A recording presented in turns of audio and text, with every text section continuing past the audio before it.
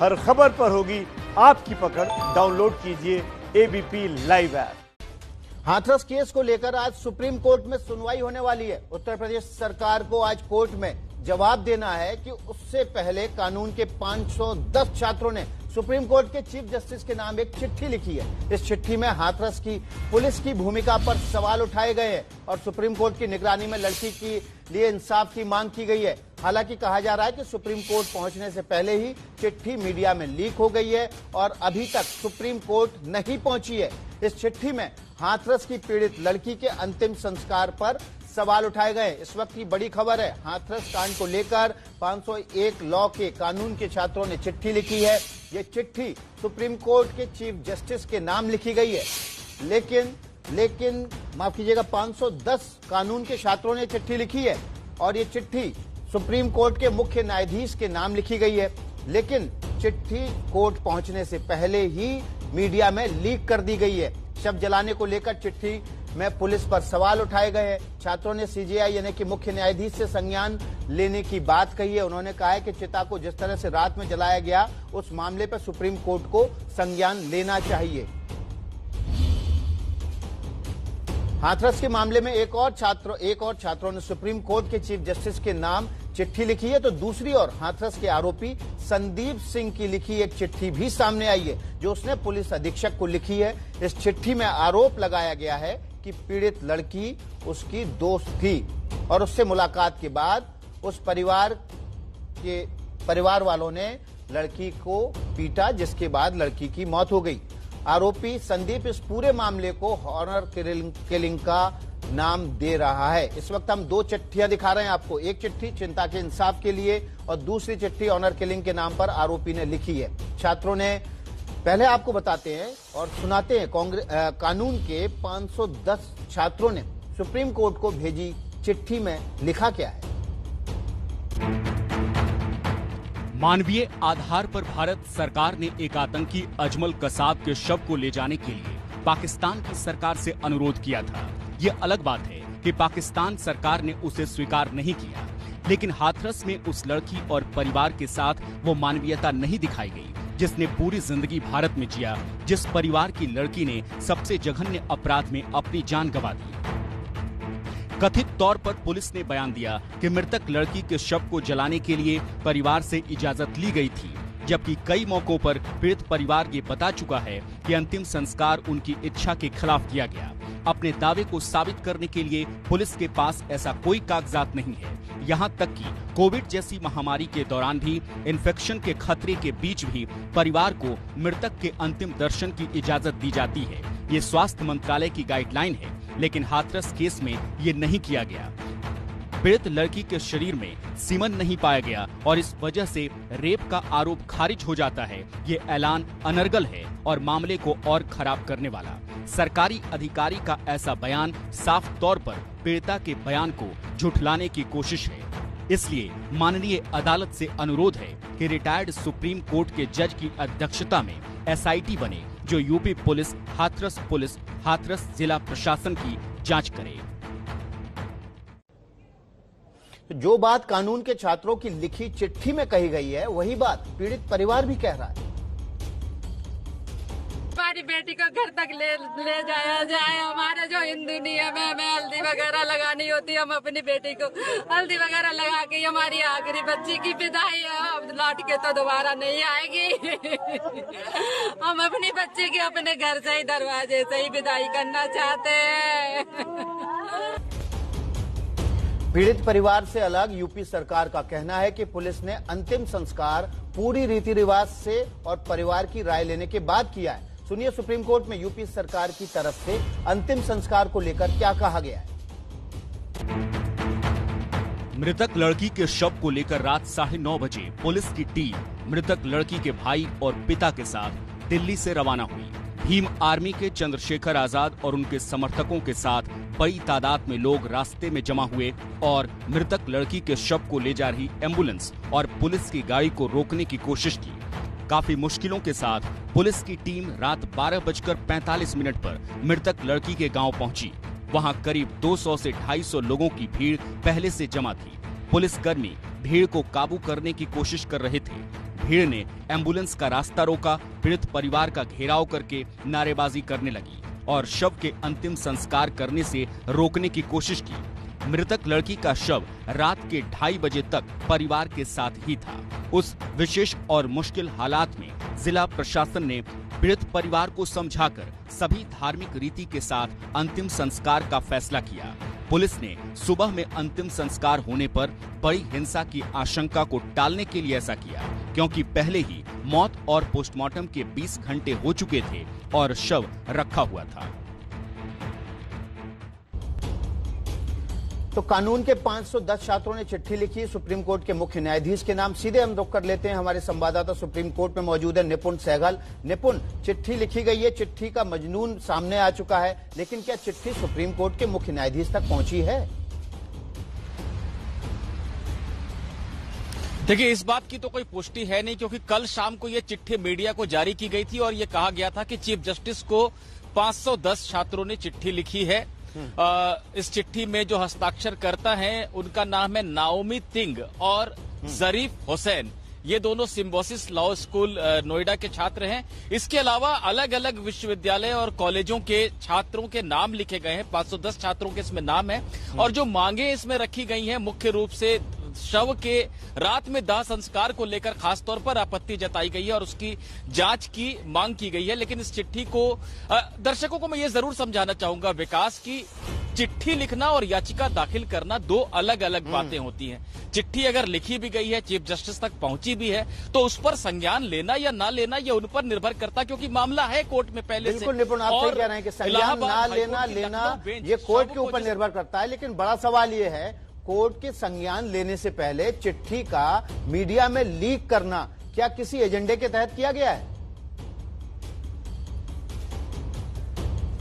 देखिए, एजेंडे पर तो टिप्पणी नहीं की जा सकती है, लेकिन ऐसा आमतौर पे देखने को मिल रहा है और कोर्ट ने कई मामलों में याचिकाकर्ताओं को और कभी कभी सरकार को भी टोका है इस बात के लिए कि जो बात हमारे सामने रखी जानी है वो मीडिया में, हमको मीडिया के माध्यम से पता चलता है कि हमारे सामने कौन सी बात आने वाली है, ये बात उचित नहीं है। तो कोर्ट बार बार ये टिप्पणी कर चुका है, लेकिन लोग मीडिया में जारी करते हैं जो कि एक तरह से अनुचित है, पर ऐसा किया जाता है। तो इसमें एजेंडा है या क्या है वो जारी करने वाले बता सकते हैं। लेकिन मैं एक बात विकास कहना चाह रहा था आपको पिछले जवाब में, शव के दाह संस्कार को लेकर इलाहाबाद हाईकोर्ट संज्ञान ले चुका है। ऐसे में सुप्रीम कोर्ट एकदम से अभी इस मसले को टेकअप करेगा, इसकी भी संभावना थोड़ी कम है। जी, आज निपुण सुप्रीम कोर्ट में उत्तर प्रदेश सरकार को जवाब भी देना है। हालांकि जो सवाल उत्तर प्रदेश सरकार से सुप्रीम कोर्ट ने पूछे थे, उन सवालों के जवाब हमें मिलते दिख रहे हैं। सिक्योरिटी बढ़ चुकी है, इसके अलावा जो पीड़ित को वकील मुहैया कराने का आश्वासन दिया जा चुका है। इसके अलावा इलाहाबाद हाईकोर्ट में जो मामला है उसका आज स्टेटस रिपोर्ट सुप्रीम कोर्ट में उत्तर प्रदेश सरकार को सौंपना है। इस मामले में अब आगे क्या हो सकता है? देखिए विकास, आज तो सिर्फ जवाब दाखिल होगा। सुनवाई जो है अगले सोमवार को या मंगलवार को होगी, तो सुप्रीम कोर्ट आज सुनेगा नहीं इस मामले को। लेकिन यूपी सरकार ने जैसे मुस्तैदी दिखाते हुए पहले सुनवाई से पहले हलफनामा दे दिया था, वैसे ही जैसे ही कोर्ट ने 2-3 सवाल पूछे, कहा कि हम परसों दाखिल कर देंगे हलफनामा, तो कोर्ट में खुद यूपी सरकार ने कहा है वो जवाब आ जाएगा। जवाब को देखना पड़ेगा, जैसा कि बाहर से भी जानकारी मिल रही है कि सुरक्षा बढ़ चुकी है, वकील उपलब्ध कराया गया है, ऐसी तमाम बातें हैं, तो कोर्ट उसको देखेगा। और एक बात मैं दर्शकों को जरूर बताना चाहूंगा कि जब पिछली सुनवाई हुई थी, जो परसों सुनवाई हुई थी, सुप्रीम कोर्ट बार बार कह रहा था कि अभी इलाहाबाद हाईकोर्ट को मामला देखने दीजिए, हम सिर्फ ये देखना चाहते हैं कि जांच समुचित तरीके से चले और स्मूथ। बिल्कुल निपुण, हम इलाहाबाद हाईकोर्ट का रुख कर लेते हैं। हमारे सहयोगी मोइन खान वहां पर मौजूद हैं। मोइन, आज तो यहां पर बड़ी सुनवाई होनी है, लेकिन यहां पर उत्तर प्रदेश सरकार की तरफ से क्या कहा जाने वाला है आपको अंदाजा होगा, क्योंकि जो हाईकोर्ट ने सवाल उठाए थे उनकी भी पूर्ति होती दिख रही है। जी बिल्कुल, इलाहाबाद हाईकोर्ट की जो लखनऊ बेंच है वो पहले ही इस मामले में स्वतः संज्ञान ले चुकी है। उत्तर प्रदेश सरकार के और हाथरस के अफसरों से जवाब तलब कर चुकी है। 12 अक्टूबर को लखनऊ बेंच में उस मामले में सुनवाई होनी है। लेकिन उसके बाद लखनऊ की एक वकील हैं, लखनऊ हाईकोर्ट की लखनऊ बेंच की मंजूषा भारती, उन्होंने एक पीआईएल दाखिल की है। उस पीआईएल पर आज इलाहाबाद हाईकोर्ट की प्रधान पीठ यानी प्रयागराज में सुनवाई होनी है। सुनवाई दोपहर करीब 2 बजे होगी और उसमें सबसे पहले उत्तर प्रदेश सरकार को अपना पक्ष रखना होगा। और सरकार जब परसों ये मामला टेकअप हुआ था तो सरकार की तरफ से आपत्ति की गई थी। आपत्ति इस बात की थी कि जो मांगे रखी गई हैं अर्जी में, वो सारी मांगे, 3 अहम मांग रखी गई थी। पहली ये कि मामले की सीबीआई जांच कराई जाए, पीड़ित परिवार को उचित मुआवजा दिया जाए, और तीसरी ये थी कि पीड़ित परिवार की सुरक्षा के पुख्ता इंतजाम किए जाएं। तो ये तीनों ही मांगे सरकार के द्वारा पूरी की जा चुकी हैं। बिल्कुल, हमारे साथ मोइन आप बने रहिए, निपुण आप भी बने रहिए। मनोज वर्मा हमारे साथ पीड़ित परिवार के साथ मौजूद हैं। अभी छोटा सा ब्रेक ले रहे हैं, फौरन हाजिर होंगे।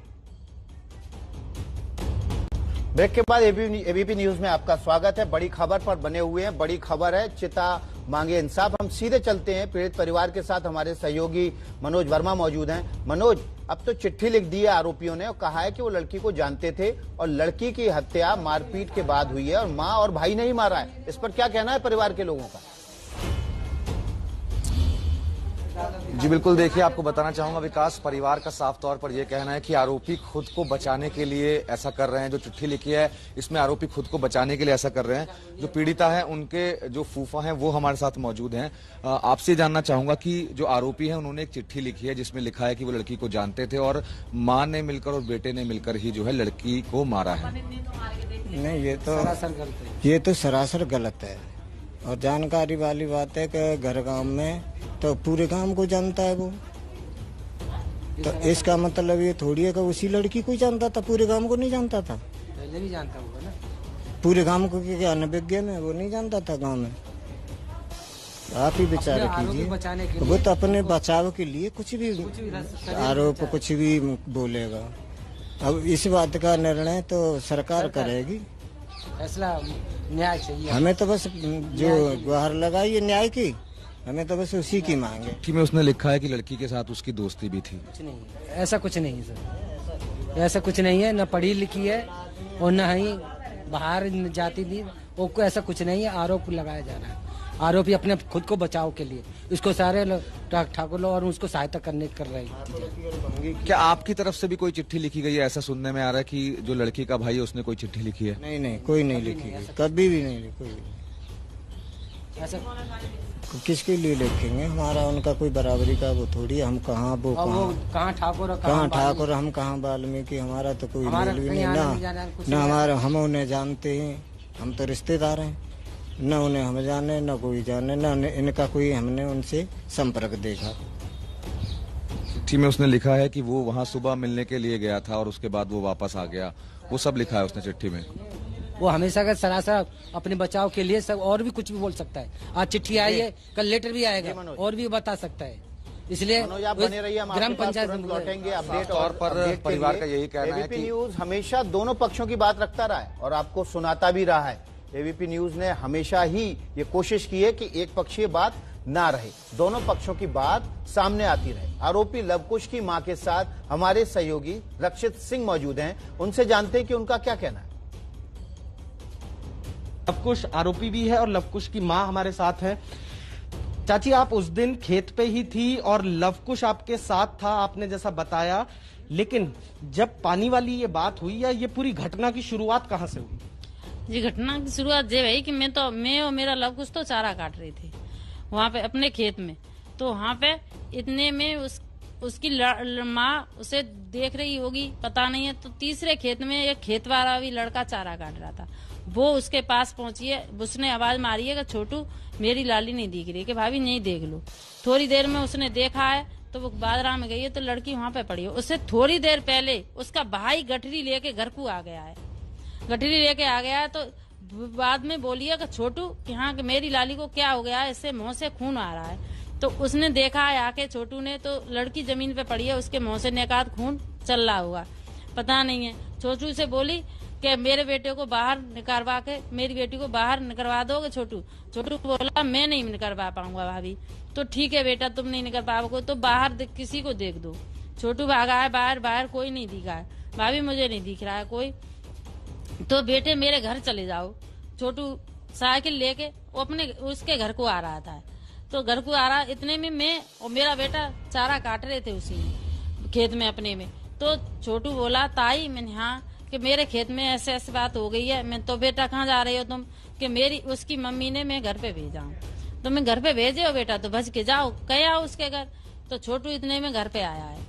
घर पे आया, उसके भाई से बोला है कि तेरी बहन के मुंह से खून आ रहा है, मेरे बाजरा में पड़ी है, तेरी मम्मी बुला रही है। तो अच्छा, तो उसका भाई उसके साथ जाता है।